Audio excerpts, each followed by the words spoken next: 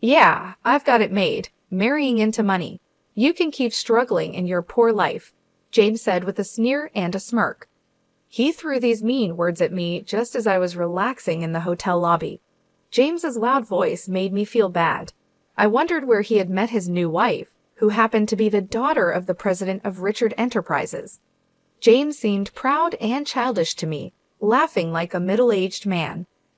When I heard Richard Enterprises, it sounded familiar. I remembered details about the company and smiled. Meanwhile, James was happy, but I struggled to hold back a laugh. My name is Linda, and I'm 37 years old. I live with my husband James. I work in my family's real estate business, mostly doing administrative tasks. My father is the president and manages the key strategies. Since I'm an only child, I'm expected to take over the company one day. I feel the pressure of becoming the president, but I've been careful not to talk too much about our family business with James. James only finished high school and works in a moving company. He feels inferior because of this, even though moving heavy items requires skill and strength.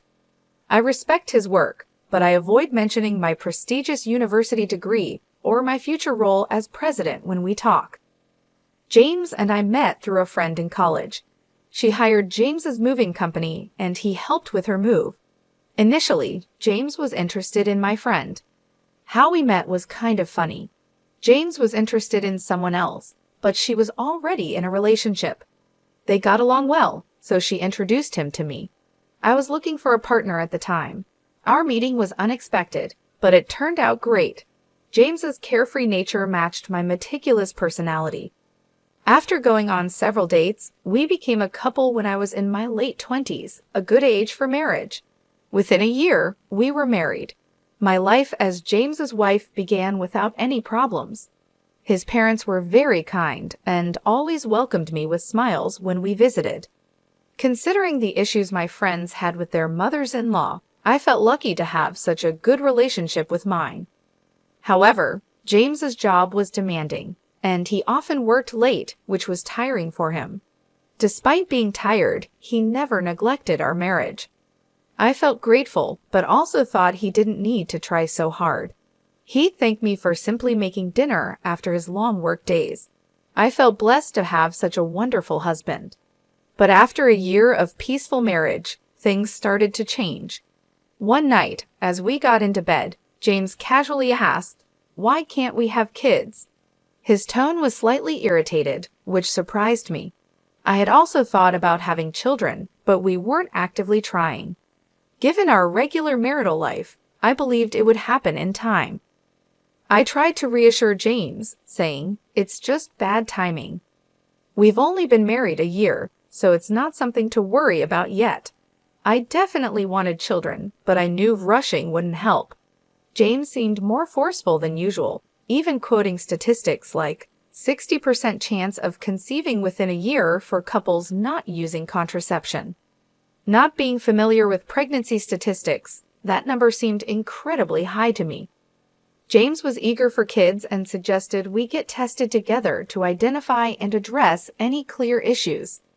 I suggested we both get fertility tests, but James's response surprised me. He said, "What are you talking about? Are you saying it's my fault? Infertility is usually the woman's fault. There's no point in me getting tested." His tone was disrespectful, which shocked me. I hadn't accused him of anything. I simply suggested testing since we didn't know where the issue was yet. James assumed I was blaming him and added, "It's definitely the woman's fault," as if I was the problem. I wanted to say more, but I was shaking and could barely reply. James said, "Just you get tested. I'm too busy with work." He insulted me, saying, "You're just a placeholder office lady, right? Just coasting along in a company thanks to your dad's connections." I do a lot of administrative work now, but I'm also learning management skills from my father for when I take over the company. I'm constantly trying to prove myself, and it's tough dealing with the higher-ups. James just doesn't understand my struggles. That night, it seemed pointless to argue with him. Any word I said was met with sharp replies. We went to sleep back to back, and the atmosphere was heavy. From that day, James's attitude towards me completely changed.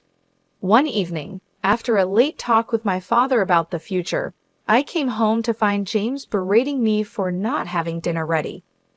I apologized, explaining that I had just gotten home and would start cooking. James muttered, "That's typical of a small company boss's daughter."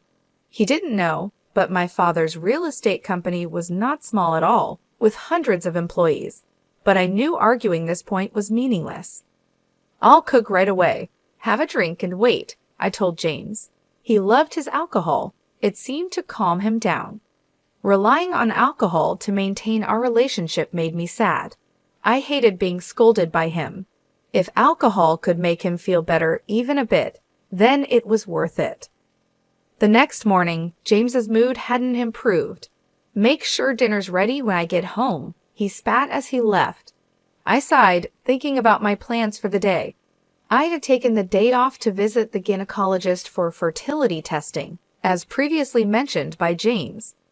Although I was the one who initially suggested the testing, the fact that only I was undergoing it while James refused was something I found hard to accept. But complaining wouldn't change anything. If the issue was with me, I needed to start infertility treatment promptly. James had been wanting kids, and I too hoped for a child soon. I knew fertility rates differ between the 30s and 40s, so sooner was better for treatment. The clinic was busier than expected, and I was called in for examination an hour after registration. After undergoing a physical examination and blood tests, I was told that the results would be available during my next visit. It would be a shock if the issue was with me, but I was prepared for any necessary steps, no matter the outcome. I resolved not to lose heart. I went for the fertility test today. I told James when he came home from work, Figures. If the problem's with you, testing's the right thing to do. Let me know the results as soon as you get them," he replied. James's belief that I was the cause of our infertility frustrated me. The fertility testing required much time and effort. A bit of understanding from him would have been welcome. 6 years passed, and I turned 37. Though we continued our efforts to conceive, we remained childless, and James seemed to have given up on having a child with me. His late nights increased, and sometimes he didn't come home at all. When asked, he said he was out drinking with colleagues, then singing karaoke till morning. His behavior was more akin to a college student's, deeply exasperating me. My work had become busier, and the thought of starting a family was pushed aside. But James's recent actions were too much. His lack of concern for our home life was clear. One day, after James went out on his day off, I noticed he left his smartphone in the living room. He forgot to take it with him, so I picked it up to take it to his room. His phone rang, showing the name Sandra on the caller ID. Assuming it was a work contact, I answered to inform them that James had forgotten his phone at home. "Hey James, you're late. I've been waiting for 50 minutes. Where are you? If you don't hurry, we'll miss the park opening," said a flirty voice on the phone. The word date made me catch my breath. I quickly ended the call. Who was this woman? She mentioned a date, so she likely wasn't a colleague. He's cheating on me, I realized, holding undeniable proof of James's infidelity. I clenched his phone tightly. Sandra had said it was a long-awaited date, indicating a long-term affair. I trembled with indescribable anger. While I was struggling with infertility, James was carelessly cheating on me. His recent distance now made sense. He no longer needed me. Unforgivable. Determined to make James pay, I started collecting evidence of his infidelity. It wasn't hard to gather proof. First, I easily unlocked his smartphone using his birth date. The call history was filled with Sandra's name. When I opened the messaging app, I found numerous messages between James and Sandra, filled with embarrassingly affectionate words that made me feel nauseated. I took photos of this evidence with my phone. After placing James's phone back in his room, I spent the day as if nothing happened. After a month of a strange marriage, my father, the company president, summoned me to his office. I have something important to discuss with you, he said gravely. Shocked by his words, I couldn't believe what I heard. Is that true? I asked. Yes, so I'm counting on you, he replied. Disturbed, I returned to my office, barely concentrating on work. That evening, James suggested we separate. Having found evidence of his affair, I had been contemplating when to bring up divorce, but him initiating it saved me the hassle. Yes, let's divorce, I said. James seemed surprised. Perhaps he was happy about being able to be with his mistress, a woman named Sandra. His face was filled with an unmistakable joy that I found irritating. Despite my irritation with James's expression, I signed the divorce papers he offered. I can file these tomorrow. I'll be leaving this house, he said. Okay, are you sure about the mortgage? I asked casually. Oh yes, I'm fine, James replied. James's job was demanding but not high-paying. I doubted he could handle the mortgage alone. But since he initiated the divorce and was the one cheating, I felt no obligation to help. I packed and left the house 3 days later, moving back to my parents' house nearby. My parents initially seemed concerned when I told them about my divorce, but when I explained that James had cheated on me, they became furious. They repeatedly reassured me that it was the right decision to part ways with such a man. I threw myself into work, trying to forget about James. Before I realized it, a year had flown by. I was so engrossed in my work that I lost sight of everything else. One day, while relaxing in the living room, my dad approached me. Why don't you take a break and go on a trip? It's going to get busy starting next month, he said. I guess he thought I'd been working too hard and needed a distraction. Indeed, I had been overwhelmed with various things lately and felt mentally exhausted. Thinking a little trip wouldn't hurt, I took up Dad's suggestion and decided to travel to the Northeast. It was my first solo trip, and I was both nervous and excited. The air in the Northeast was crisp and seemed to cleanse my weary soul. Interacting with the locals who helped me navigate and chatting with the owner of a bar, I found everyone to be incredibly kind, which gradually healed my spirit. I had booked a hotel in Portland, the most famous and largest around here, thinking, why not enjoy the trip to the fullest?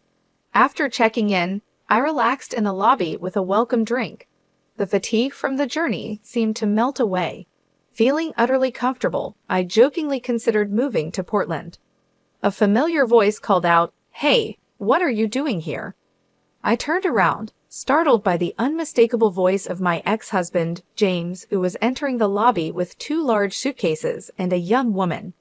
She appeared to be in her early 20s, with flawless skin, bold makeup, and striking red nails. Despite the chilly northeast weather, she was wearing a short skirt with bare legs. Startled, I stared at James and the woman. "Why are you here, and who is she?" I blurted out, even though I didn't really want to know. "Oh, let me introduce you. This is Sandra, my new wife. We're on our honeymoon. Guess what? She's a wealthy businessman's daughter," James said, his tone full of happiness. He volunteered information I hadn't asked for, but Sandra was the name of the person on the phone. Disgusted that he was with such a young girl, I felt a surge of discomfort.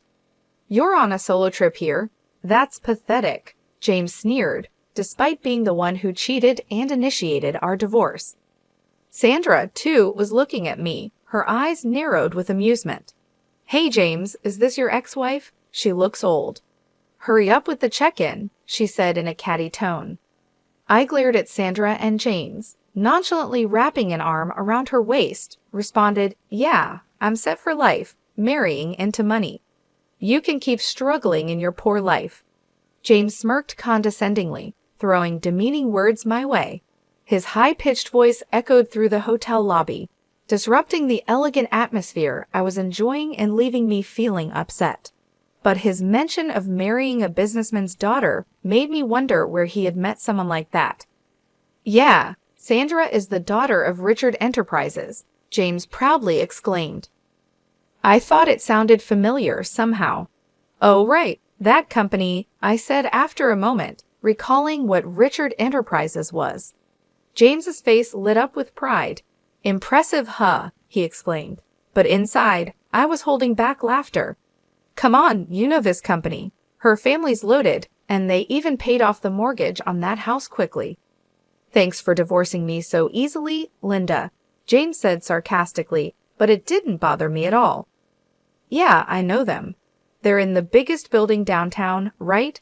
I've seen it and even been there, I replied calmly. Oh, you've been there? James seemed surprised. It's quick then. Her family owns a huge company, so they're loaded. Breaking up with you was the right choice, James smirked nastily, but I simply nodded, still calm. That building, it's part of our real estate holdings, I mentioned casually, as if I just remembered. James and Sandra both asked in unison, What do you mean by our real estate? That building is rented by my father for his most prestigious office. I don't know if your company is involved in real estate, but it's not a shabby building, I explained. Both seemed skeptical of my words. I hesitated for a moment, but there was no turning back now. Telling James about my company wasn't my concern anymore, now that we were divorced and his pride was no longer my concern. Yes, I know how grand it is. I was there when my father bought that building. It was about $400 million, I think. But recently, Dad was complaining about a tenant not paying their rent. Turns out it was your company. In fact, my father is a real estate magnate with assets worth $5.3 billion. The building Richard Enterprises is in is one of them. The tenants of the building change regularly, but currently it's Richard Enterprises. For the past few months, they hadn't paid their rent, and that's what was troubling my father, I explained. Sandra looked shocked, but then she burst out laughing. That can't be true. Our company's doing great. We can surely pay the rent. I'm not falling for such a lame lie to drive a wedge between James and me, she said in a shrill voice. I let out a deep sigh. It seemed like a reasonable conversation with this woman was impossible. Pulling out my smartphone, I decided to call my dad. Dad, I'm here with the daughter of Richard Enterprises. Can you send me a photo of the reminder notice for the rent? I quickly relayed my request, and Dad sent a photo of the rent reminder notice for Richard Enterprises. Showing it to James and Sandra, I doubted they could suspect it was a fake, given the speed. See, you can tell, right? 4 months of unpaid rent. If you don't pay soon, we might have to sue. What are you going to do? At the mention of a lawsuit, James and Sandra's faces turned pale. Come to think of it, Dad has been really on edge lately, yelling about sales and firing a lot of employees, Sandra mumbled, sounding unsure. Seeing her, James shouted in despair, Lies. You're just trying to trick us and tear Sandra and me apart, aren't you? You're still that kind of person, trying to get back at me for remarrying. Your tactics are dirty. Startled by James's loud voice, I took a step back. Dirty tactics, huh? I recalled all the heartless words James had hurled at me during our marriage. Then I readied myself, determined to confront James, who was now gloating about marrying Sandra, a wealthy businessman's daughter. I readied myself to tell him the truth. What are you even saying? Do you really think I still have feelings for you? How foolish. I've long been fed up with a man like you. In fact, I've been feeling sorry for Sandra, who got caught up with you. Did you marry her just for her money? You married me for shallow reasons too, like wanting to get married quickly or wanting kids. And who was it that left me when he found out we couldn't have kids? Who insulted me, calling me useless for being infertile? You're to blame for all of it, yet you think I still like you? You must be out of your mind, I said, feeling a wave of relief as I unleashed my pent-up frustrations on James. James, on the other hand, seemed infuriated, trembling with anger. You're just an arrogant old hag. You probably can't even get married or have kids anymore.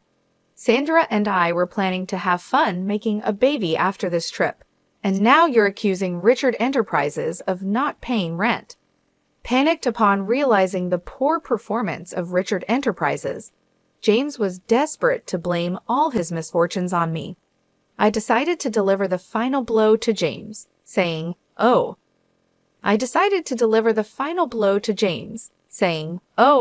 mention it, but I'm 6 months pregnant. I'm in the stable phase of my pregnancy, so Dad suggested I take this trip to relax. Of course, I have my doctor's permission. That's right. After divorcing James, I found a new love. He was my boss at work, a subordinate of my father. He supported me mentally when I was struggling and encouraged me. He also supported me fully at work and was in favor of me becoming the next CEO. I found out I was pregnant with his child just 4 months ago. Knowing about the baby, I immediately married him. It was a quick marriage, but the company celebrated it grandly. My pregnancy was going smoothly, and encouraged by my father and husband, I embarked on this trip. Just before breaking up with James, my father had told me he was retiring as CEO next month. He decided to retire after being diagnosed with diabetes and thinking it was time to step down. Therefore, I would inherit my father's assets. This made it easier for me to accept the divorce from James. Even without James, I knew I could live a full life. The word pregnant slipped effortlessly from my lips, leaving James shouting, "What? You're pregnant? So were you using birth control when we were married? What's going on?" James stomped his feet in complete confusion. Birth control? I never did that. Remember, I told you I had infertility tests at the clinic, and they found no issues. So the problem was with you, I told James bluntly. His face twisted visibly. Does that mean Sandra and I can't have kids? Why did I divorce you and marry Sandra? James muttered to himself, shoulders slumped in defeat. What do you mean, why? I feel betrayed knowing you're infertile, Sandra snapped, angry at James's selfish reasoning. Realizing I couldn't bother with them anymore, I said my final words. That's why from now on, please don't involve yourself with me and Sandra. I have nothing more to say regarding the rent for Richard Enterprises. I won't back down until it's fully paid. If you plan to continue renting that building, please pay the overdue rent soon. Otherwise, we'll have to take legal action. I have nothing more to say to you two, so goodbye. I left James and Sandra arguing and confidently walked back to my hotel room. After returning from my trip, my husband greeted me with a smile, saying, "Welcome back. Sorry I couldn't help around the house. Was everything okay?" "Of course, it was fine. I'm glad you got to relax," I replied. "Thank you." My husband smiled warmly at me, and I felt a great sense of relief. Since marrying my current husband, I've been reassured every day, completely forgetting about James. Since that trip, I haven't met James. The following is what I heard through my father's contacts. After that incident, James and Sandra's fights became incessant. Despite thinking he was marrying a wealthy heiress, James discovered Richard Enterprises was in deep debt. Coincidentally, news was all over TV about a Richard Enterprises employee embezzling millions of dollars from clients. Sandra's father knew about the fraud, but tried to cover it up for the company's reputation. However, once the scandal became public, Richard Enterprises' stock plummeted. Having lost its credibility, the company saw a mass exodus of employees. In such a state, they couldn't possibly pay the rent, so my father was taking legal action against Richard Enterprises.